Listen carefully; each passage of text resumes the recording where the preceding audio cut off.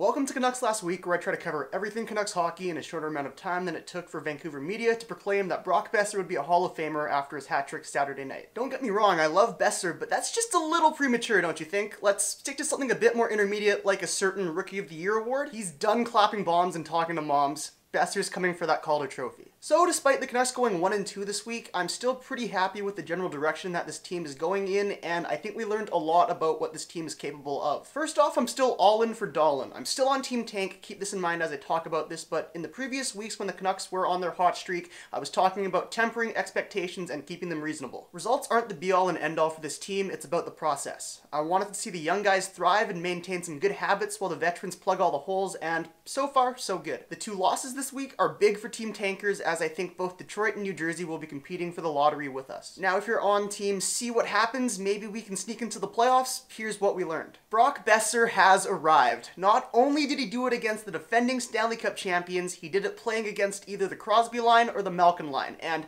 oh yeah, it was on Hockey Night in Canada. Hey rest of the world, and welcome to Boeser Mania. What's best about his hat-trick was that he scored all of his goals in different ways, and each had the hallmark of a great goal scorer. The first goal starts off with a great play from Boes forcing a turnover over the half wall, or if you're Matt Murray, it's a lucky bounce, but regardless, it finds its way to Brock Boeser. He first dangles Chris Letang, and then has the patience to outweight Matt Murray and tuck it by him on his backhand. Great instincts from Boeser. Boeser's second goal starts off in the defensive zone, and once again, Bo makes a great play to get into the zone and get the puck deep. Bo wins a battle in the corner and gets it out to Sven Baertschi, who kicks it to a stick. Again, if you're Matt Murray, it's a lucky bounce, but whatever, it gets to Boeser and he absolutely buries it. Boeser showed off his great hockey sense there, as he did a good job supporting Bo along the boards, and then when he saw that the puck was going to go to Baertschi, he did a great job of sneaking to the uncovered side of the net, and once the puck got to him, he made no mistake. So, just checking in, so far Boeser can beat you with his hands, his hockey IQ, and his patience. And we haven't even gotten to his best asset. Let's set the stage here.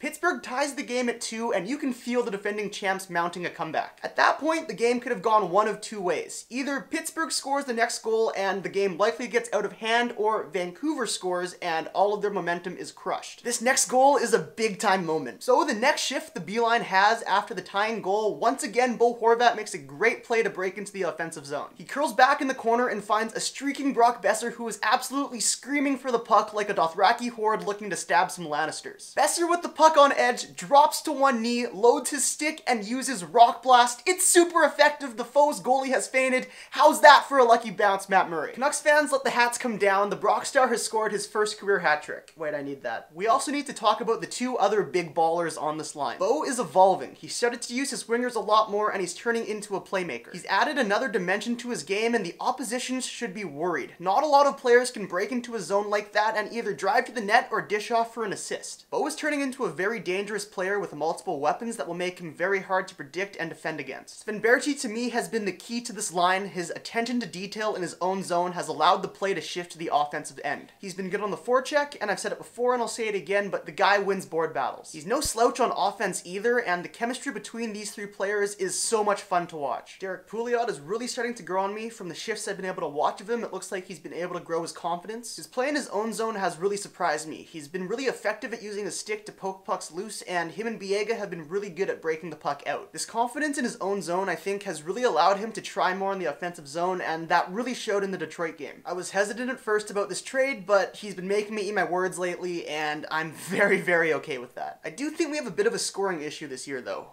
Besides the B-line, who else can we realistically expect to put up points on the regular? Vanek and Gagne have been streaky, although I do think they'll add some nice depth scoring, but it's really not enough for a playoff team. And Sedins and Virtanen just look like they want to join a spin cycle class instead of actually play hockey. It's nice seeing them with all this zone pressure, but I honestly think they're making it too easy to defend against. The only shooting threat out there is Virtanen, and I don't think he's doing enough to make himself open for a high-quality chance. I don't know if it's what the Sedins have told Jake to do, but so far I'm not a huge fan of him just standing in the slot. I'd rather see him dip in and out of areas to try and lose defenders. Lastly, I'll leave you guys with a question. Should the Vancouver Canucks trade Chris Tanev? If not for Chris T, I fully believe the Canucks would have way more losses than they do now. He's been the Canucks' best player, there's no way to deny that. And I get that he's helping Hutton develop and allowing the Triple B line to go up against other teams' top lines, but if we are really thinking about the Canucks winning a Stanley Cup in 4 to 5 years, What would you rather have? A 33-year-old Chris Tanev or whatever you can get back for him in a trade, which should be a lot. A premier right-shot defensive defenseman is an extremely hot commodity in the NHL, but